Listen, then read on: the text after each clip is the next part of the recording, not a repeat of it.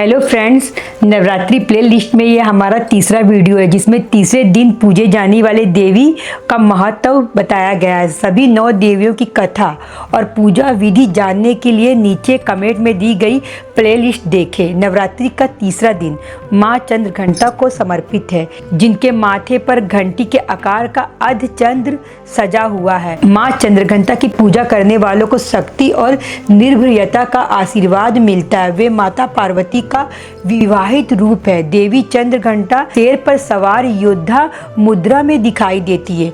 उनकी 10 भुजाएं वाली देवी के रूप में भी दर्शाया गया है, जिनके 4 बाएं हाथों में त्रिशूल, गदा, तलवार और कमंडल है और 5वां बायां हाथ वरद मुद्रा में है। वे अपने चारों दाहिने हाथों में कमल पुष्प, बाण, धनुष, जप माला धारण करती है और 5वां दाहिना हाथ अपना अभय मुद्रा में है। उन्होंने दैत्यों का नाश करने और न्याय एवं धर्म का शासन स्थापित करने के लिए योद्धा मुद्रा धारण की है। जहाँ माँ पार्वती शैलपुत्री और ब्रह्मचारिणी के रूप में शांत है, वहीं चंद्रघंटा के रूप में वे अन्य सभी अस्त्रोधरणों के साथ युद्ध के लिए तैयार है। ऐसा माना जाता है कि उनके माथे पर स्थित चंद्रघंटा की ध्वनि उनके भक्तों से सभी प्रकार की आत्माओं को दूर भगा देती है। देवी पुराण में वर्णित है कि वह एक बार देवताओं और शक्तिशाली मृत्युराज महिषासुर के बीच भयंकर युद्ध हुआ। अपने प्रकामी प्रयासों के बावजूद देवता पराजित हुए और महिषासुर ने इंद्र का सिंहासन छीन लिया और ब्रह्मांड पर अपना पूरा हक स्थापित कर दिया। देवता इतने असहाय थे कि उनका भाग्य अधर में लटका हुआ था। संकट की घड़ी में इंद्र और अन्य देवताओं ने ब्रह्मा, विष्णु और महेश की शरण ली। उन्होंने युद्ध की कहानी सुनाई, जिसमें बताया कि कैसे मृत्यु के राजा महिषासुर ने स्वर्ग को बंदी बना लिया है, उन्हें अपना दिव्य निवास छोड़कर पृथ्वी पर शरण लेने के लिए मजबूर कर दिया है। उनकी हालत देखकर त्रिदेवों ने एक शक्तिशाली ऊर्जा को प्रकट किया, जो एक भव्य देवी के रूप में प्रकट हुई। उनकी 10 भुजाएं, जिन्हें बाद में विभिन्न देवी देवताओं के दिव्य अस्त्रों से सजाया गया, जिनमें भगवान शिव का त्रिशूल, भगवान विष्णु का चक्र और अन्य अस्त्र शामिल थे। स्वयं इंद्र अपने ऐरावत से उतरे और अपना वज्र और घंटा प्रदान किया। सूर्यदेव ने अपनी दीप्तिमान किरणें, चमचमाती तलवार और एक भयंकर सिंह को उनकी सवारी के रूप में प्रदान किया। इनकी दिव्य वरदानों से शक्ति प्राप्त होकर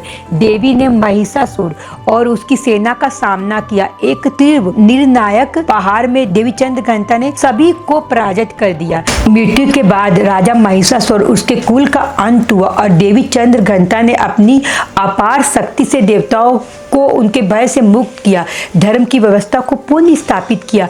अच्छाई और बुराई के बीच एक महाकाव्य युद्ध हुआ, जिसमें बुराई पर धर्म की विजय हुई और दिव्य शक्ति एवं सुरक्षा के प्रतीक के रूप में चंद्रघंटा का आविर्भाव को दर्शाता है। माँ चंद्रघंटा की पूजा के लिए एक उथले मिट्टी के बर्तन को आधार बनाया जाता है। आधार पर धूल और अनाज की 3 परतें डाली जाती है, जिन्हें घाने भी कहा जाता है, या फिर बीजों को पर्याप्त नमी प्रदान करने के लिए थोड़ा पानी भी छिड़का जाता है।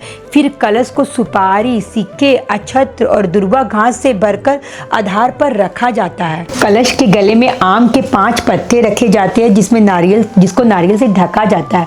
माँ चंद्रघंटा को पंचामृत के साथ पीले फूल अर्पित करें। दूध, दही, शहद, गुड़ और घी के मिश्रण से बनी वस्तुएं, पकवान और अनार, गुड़ और मीठे पकवान का भी भोग लगाया जाता है। तो फ्रेंड्स, ये मेरे माँ दुर्गा के तीसरे रूप का वर्णन था। तो ये रूप का वर्णन आपको कैसा लगा बताइएगा जरूर। कि आप लोग देख रहे होंगे कि मैं हर एपिसोड में माँ दुर्गा के जैसा ही लुक ली हूँ। तो जब मैं माँ दुर्गा के एपिसोड के बारे में बता रही हूँ, तो मुझे ऐसा लगा कि आप लोगों को फील दिलाने के लिए मुझे इस तरह का वस्त्र धारण करके इस तरह से रेडी होना ज़रूरी लगा। तो आप लोगों को कैसा लग रहा है बताइएगा, और मैं कैसा ये एपिसोड मेरा ये कैसा लग रहा है। 1 से लेके 3 तक का रूपों का वर्णन मैंने आपको बता दिया है। कहीं कुछ गड़बड़ हुई है तो बताइएगा। वैसे तो मैंने बहुत अच्छी तरह से वर्णन किया है। तो प्लीज़ सब्सक्राइब कीजिए मेरे चैनल को, लाइक कीजिए, कमेंट कीजिए। एंड मेरे ये दुर्गा माँ के जो तीसरा रूप, एक पहला रूप, दूसरा रूप, तीसरा रूप, ये अपने फ्रेंड्स को भी शेयर कीजिए, खुद भी देखिए। अब मैं मिलती हूँ माँ दुर्गा के चौथे रूप में, फिर से आती हूँ ये वीडियो लेके, नवरात्रि का वीडियो लेके। तब तक के लिए बाय।